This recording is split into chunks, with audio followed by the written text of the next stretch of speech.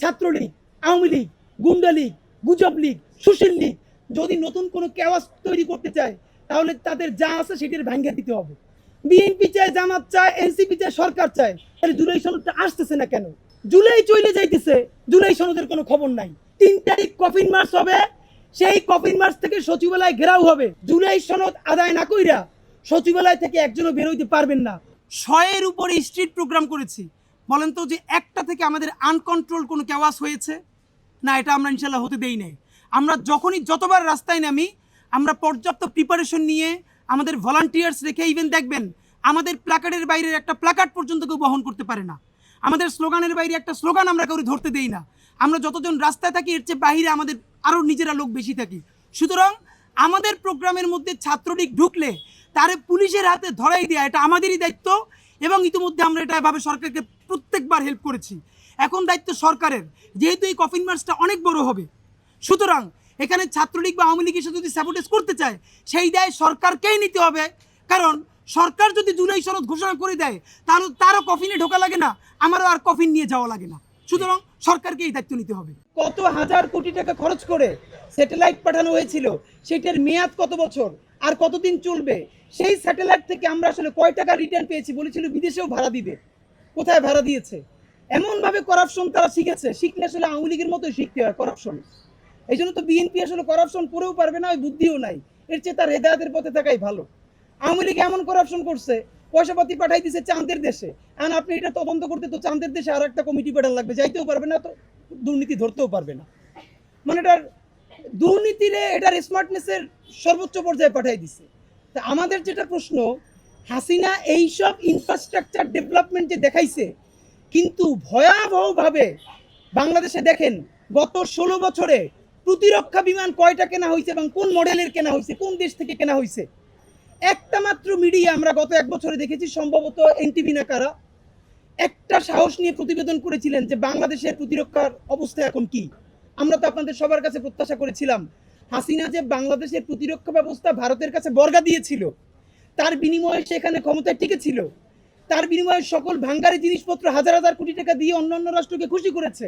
এগুলো নিয়ে এখন তো আপনারা ন্যূনতম প্রতিবেদন করতে পারেন। এখন তো রাষ্ট্রের সেই সেন্সরশিপ নাই ভাই, আপনারা এখন করছেন না কেন?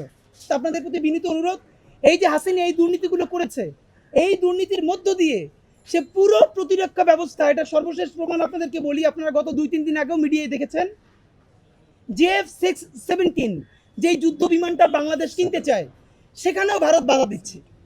বর্তমান সরকার JF-17 যে যুদ্ধ বিমান আছে তারা কেনার চেষ্টা করছে, কিন্তু সেই ভারত বারবার সেখানে ডিস্টার্ব করছে। এর মানে আপনি চায়না থেকে কিনবেন, কিনতে দিবে না। মানে আপনি যাই কিনবেন, আপনারা হামলা করলে করবে ভারত, আপনি ন্যূনতম তার বিরুদ্ধে একটা প্রতিরক্ষা করে তুলবেন, সেইটাও কোন বিমান দিয়ে গড়ে তুলবেন সেটাও ভারত বলে দিবে। মানে কি এক অদ্ভুত ব্যবস্থার মধ্যে আছে। গত 16 বছর তো এটা হয়েছে, ভারতের প্রেসক্রিপশন ছাড়া তো এখানে নতুন কিছু আসে নাই। তো এখনো কি সেটাই হবে? এই সরকার কেন নতুন করে চুক্তি করে চায়নার সাথে সামরিক চুক্তি করে সে ব্যালেন্স করুক, সে চায়না থেকে কিনুক, সে আমেরিকা থেকেও কিনুক। এই যে আমেরিকা 35% ট্যারিফ দিয়েছে, এটা কেন দিয়েছে আমরা বুঝি না। সে তো ডিল চাচ্ছে, সে ওখান থেকে যেন আমরা কিছু কিনি এটা চাচ্ছে। আপনি চায়না থেকেও কিনেন, আমেরিকা থেকেও কিনেন, কিন্তু তো আমার হবে। এখানে আমাদের সব থেকে বড় শত্রু ভারত, এইটা বুঝতে আর কোনো পলিটিক্যাল সায়েন্টিস্ট হওয়া লাগে না। ভারতের আধিপত্যবাদ রুখতে আমাদের এখানে চায়নার সহযোগিতা লাগবে, আমেরিকার সহযোগিতাও লাগবে। কিন্তু আমেরিকার সহযোগিতা লাগবে বলেই এইটাও বলে দেই নাই যে পুরো পাশ্চাত্যকে আমরা এখানে জাতিসংঘ মানবাধিকার কার্যালয়ের যে আঞ্চলিক অফিস, এইটা করে আপনি এখানে জাতীয় মূল্যবোধ বিরোধী একটা অবস্থান তৈরি করবেন, এই স্পেস আপনারা কেউ দেয় না। আপনাকে চেকস অ্যান্ড ব্যালেন্স তৈরি করতে হবে, অত্যাধুনিক সামরিক সক্ষমতা বাড়াইতে হবে। বাংলাদেশের আকাশ প্রতিরক্ষা বলতে লিটারারি কিছু নাই।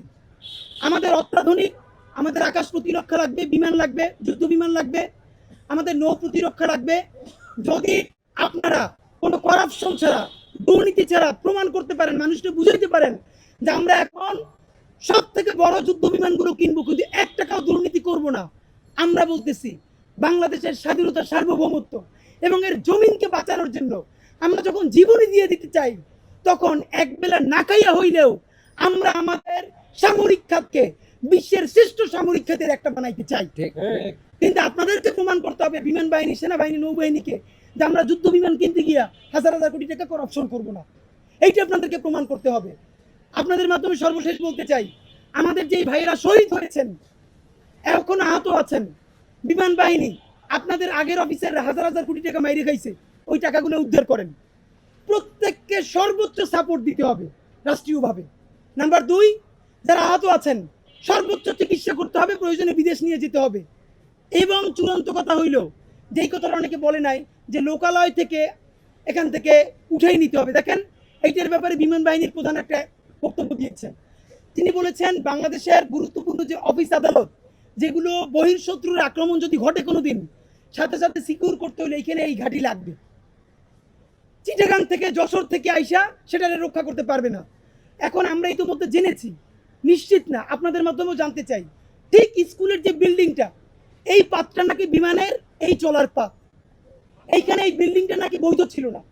আমরা আপনাদের মাধ্যমে নিশ্চিত হতে চাই, মিডিয়ার ভাইয়েরা প্লিজ আপনারা অনুসন্ধান করেন যে হাসিনার আমলে আসলেই ভিন্ন কোনো লেনদেনের মাধ্যমে জোর করে এই বিল্ডিংটা করা হলো কিনা। তাহলে এই স্কুল কর্তৃপক্ষকেও দায় নিতে হবে, কেন তারা জোর করে এখানে এই ভবন বানাইলো। আর অবশ্যই বাংলাদেশের বিমান প্রতিরক্ষা, আপনারা মানুষ তো মারছেন, এই পাইলটটার জীবন গেল, এইরকম ভাঙ্গারি জিনিস আপনারা কেমনি একজন উঠেই দেন ভাই? অ্যাক্সিডেন্ট তো ঘটতেই পারে, কিন্তু তাই বলে এরকম পুরনো মডেলের জিনিসকে আপনারা উঠাবেন? এই ব্যাপারে চূড়ান্ত কথা, অতি দ্রুত এটার সাথে জড়িতদের বিচার করতে হবে, সকলকে ক্ষতিপূরণ দিতে হবে, এবং যারা আহত তাদের সর্বোচ্চ চিকিৎসার ব্যবস্থা করতে হবে। তবে এইটাকে ক্যাশ করে ছাত্রলীগ, আওয়ামী লীগ, গুন্ডা লীগ, গুজব লীগ, সুশীল লীগ যদি নতুন কোনো কেওয়াস তৈরি করতে চায়, তাহলে তাদের যা আছে সেটির ভাঙ্গা দিতে হবে। জামাত তাদের প্রোগ্রামের 7 দফার মধ্যে একটা দফাই রেখেছে, জুলাই সনদ লাগবে। এনসিপি তো 3 তারিখ নিজেরা ঘোষণাই করতে চায়। সরকারের আলী রিয়াজ সাহেবও বলে যে জুলাই সনদ 31 তারিখের মধ্যে দিতে চাই। তাহলে ভাই জুলাই সনদ চায় না কারা? আমরা। তাহলে তো বুঝি আমরাই খেলি চাই না, আপনারা সবাই চান। বিএনপি চায়, জামাত চায়, এনসিপি চায়, সরকার চায়। তাহলে জুলাই সনদটা আসতেছে না কেন? জুলাই চলে যাইতেছে, জুলাই সনদের কোনো খবর নাই। দেখেন, বিমান দুর্ঘটনা হবে, লঞ্চ দুর্ঘটনা হবে, রাষ্ট্র বাইচে থাকলে হাজারটা বিপদ ঘটতেই থাকবে। কোনোভাবেই জুলাই সনদ থেকে ফোকাস সরাই ফেলা যাবে না। রাষ্ট্র বিনির্মাণে যে ইনসাফের সংগ্রাম, তা থেকে ফোকাস সরানো যাবে না। আপনাদেরকে এক্স্যাক্টলি বলে দেই, সময় আজকে হলো 23 তারিখ, 31 তারিখ পর্যন্ত সময়। 31 তারিখের মধ্যে কিভাবে করবেন আর জানি না, কতদূর গেছেন তাও জানি না, যে কোনো উপায়ে আপনাকে জুলাই সনদ ঘোষণা করতেই হবে। সময় 31 জুলাই, ওই দিন ঘোষণা করলেও হবে না, মিনিমাম তার 2 দিন আগে এটাকে খসড়া ওয়েবসাইটে প্রকাশ করতে হবে। যা ইচ্ছে তাই আবার একটা এই 71-এর বাকশালী সংবিধানের মতো ন্যারেটিভ আপনি আবার প্রকাশ করে দিবেন, সেটা হবে না। মিনিমাম 2 দিন আগে ওয়েবসাইটে প্রকাশ করতে হবে জনতারে দেখার জন্য। 31 জুলাইয়ের মধ্যে জুলাই সনদ ঘোষণা করতে হবে। যদি না পারেন তাহলে আগামী অগস্টের 3 তারিখ, আগেও ঘোষণা করেছিলাম, আজকে আবার মনে করাই দেই, অগস্টের 3 তারিখ মানে 33 জুলাই শাহবাগ থেকে দুপুর 12টায় সচিবালয়ের সর্বাত্মক ঘেরাওয়ের উদ্দেশ্যে আমরা কফিন মার্চ ঘোষণা করেছি। শুধু আপনাদেরকে কফিন মার্চের একটা আইডিয়া বলি, এই কফিন মার্চে বাংলাদেশের অগণিত শহীদ পরিবারের বাবা মা থাকবেন, চোখ হারানো, হাত পা হারানো আমাদের অন্ধপঙ্গু জুলাই যোদ্ধারা থাকবেন, হাজারো ছাত্র জনতা অংশগ্রহণ করবেন। এই সরকারের প্রত্যেক উপদেষ্টার নামে একটা করে কফিন যাবে। যেই উপদেষ্টার জন্য যেই কফিন বরাদ্দ থাকবে, সেইটার সামনে তার ছবি থাকবে। অপশন একটা উপদেষ্টাদের জন্য আছে, কারো যদি স্বাস্থ্য বেশি ভালো হয় আগে জানাইবেন, তাহলে একটু কফিনের সাইজ বড় করবে, কিন্তু কফিনে আপনার ঢোকা লাগবে। এই প্রতীকী কফিনে বিএনপি, জামাত ইসলামী, এনসিপি, আপনারা এটা নিয়ে চাইলেও আপনারা পর্যাপ্ত প্রেসার তৈরি করতে পারেন নাই।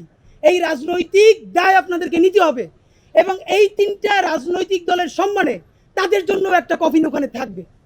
কফিনটাতে জমি জমা বেচে যা লাগে কিনবো, কিন্তু কফিন থাকবেই। সুতরাং আগামী 31 জুলাইয়ের মধ্যে জুলাই সনদ ঘোষণা না করলে 3 তারিখ কফিন মার্চ হবে। সেই কফিন মার্চ থেকে সচিবালয় ঘেরাও হবে। জুলাই সনদ আদায় না কইরা সচিবালয় থেকে একজনও বেরোইতে পারবেন না। উপায় একটা, ওদিন যদি কেউ অফিসে না আসেন, এছাড়া আর কোনো উপায় নাই।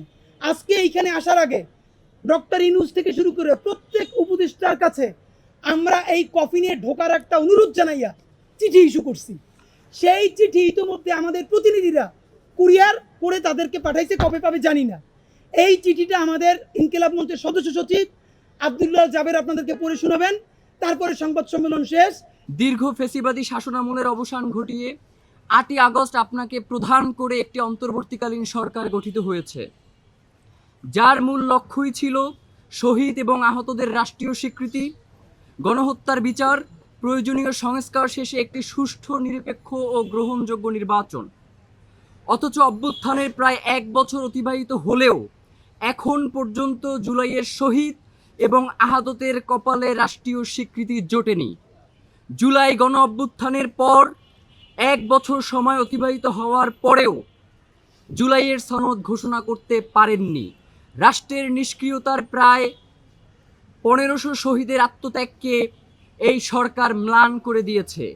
ইতিপূর্বে জুলাই সনদ ঘোষণার লক্ষ্যে একাধিকবার সময় নিয়েও সনদ ঘোষণা না করা মূলত জুলাই জনতার সাথে প্রতারণার শামিল।